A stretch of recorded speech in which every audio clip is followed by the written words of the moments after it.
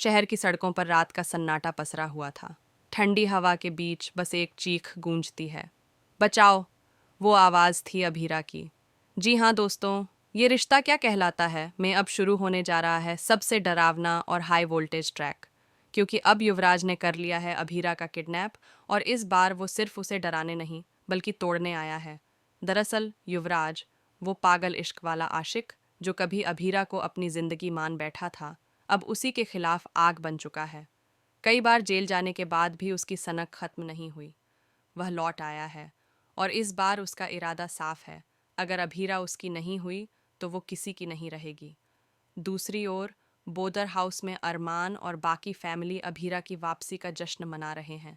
सजावट, रोशनी और खुशियों के बीच माहौल उत्सव से भरा हुआ है।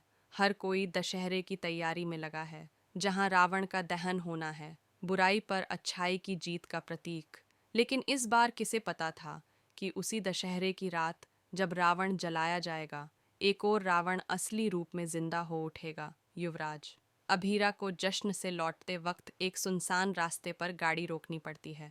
अचानक पीछे से किसी की परछाई उसके करीब आती है। इससे पहले कि वह कुछ समझ पाए, उसके मुंह पर हाथ रख दिया जाता है और सब कुछ अंधेरे में खो जाता है। जब होश आता है तो वह एक बंद कमरे में बंधी हुई है। चारों तरफ अंधेरा, और सामने युवराज, हाथ में जंजीर थामे हुए, चेहरे पर पागलपन भरी मुस्कान। कहाँ था ना अभीरा, तुम मेरी थी, मेरी हो और मेरी ही रहोगी। युवराज की आवाज में पागलपन और दर्द दोनों हैं। अभीरा उसकी आंखों में सीधे देखती है, डरी हुई नहीं, बल्कि पहले से कहीं ज्यादा मजबूत। तुम्हें लगता है डराकर मुझे अपना बना लोगे? तुम भूल गए हो युवराज, मैं वो लड़की हूं जो डरती नहीं, लड़ती है। युवराज गुस्से में उसे पकड़कर दीवार से टकरा देता है।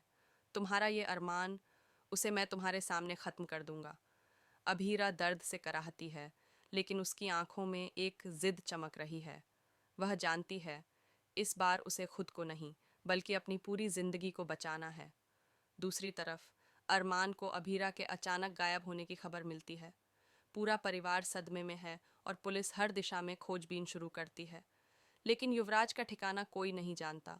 उधर कमरे में अभीरा अपनी पूरी ताकत से रस्सियां खोलने की कोशिश करती है।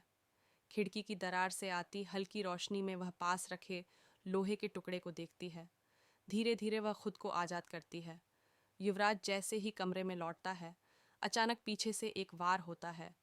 अभीरा ने हथियार उठा लिया है। उसकी आंखों में अब डर नहीं, सिर्फ आग है। अब खत्म होगा तुम्हारा ये खेल युवराज। क्या इस बार अभीरा युवराज का अंत कर पाएगी?